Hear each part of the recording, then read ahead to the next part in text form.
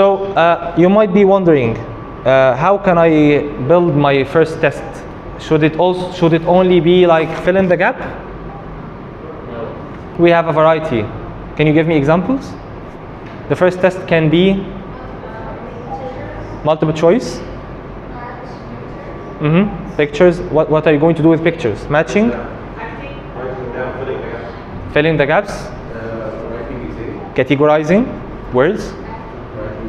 Good. So it might be role plays, putting words in the correct tense or form, grouping or categorizing words, matching halves of sentences. I have this half and this half, I'm matching them together. Choosing the correct definition, like this one.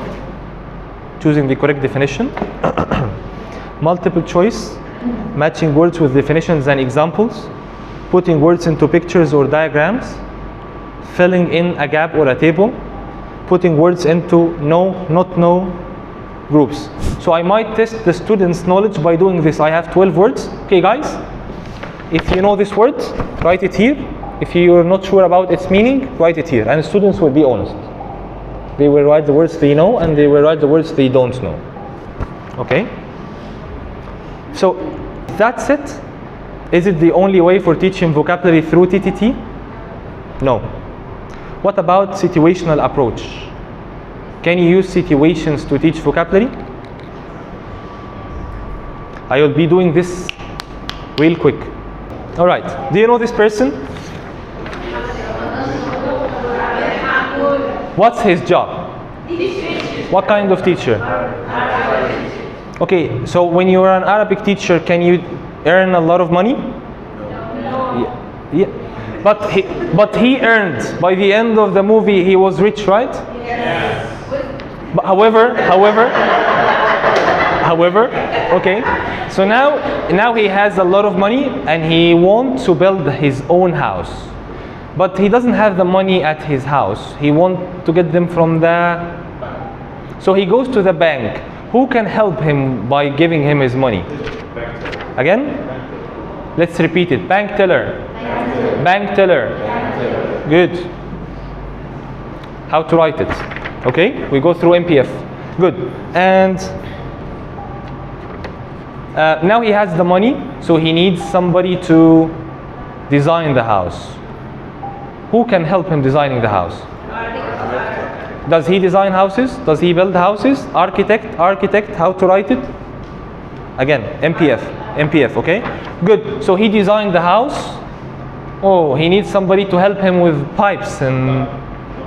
Yeah, this man is called plumber, again. Meaning, pronunciation, form. Good, now he has the plumbing system, still needs somebody to help him with wood. This man is called carpenter. Carpenter, again. Good, so now he has a beautiful house. He loves movies so much.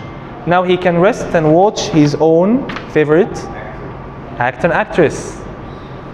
Good, what do we call them? Yeah, Samir, do you love them, guys? Good. They can also, he also likes music so much. So he sometimes doesn't watch movies, he sometimes listens to his favorite musician. Thank you, musician. How to write it on the board? See, I'm just running through this. Good. Yeah, good. Okay.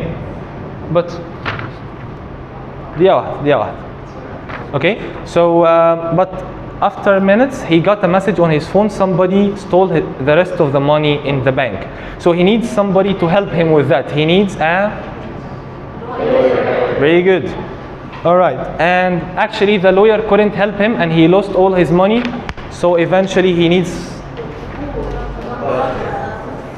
Did I teach the vocabulary through a situation? Yes. Was it engaging? Yes. Did I script my situation? I scripted the whole story, okay? Okay, this is called situational approach. You can do that. There is also something called PPP, which stands for present, practice, produce. The difference between this and TTT is that you don't start with a test, you just start with presenting the language.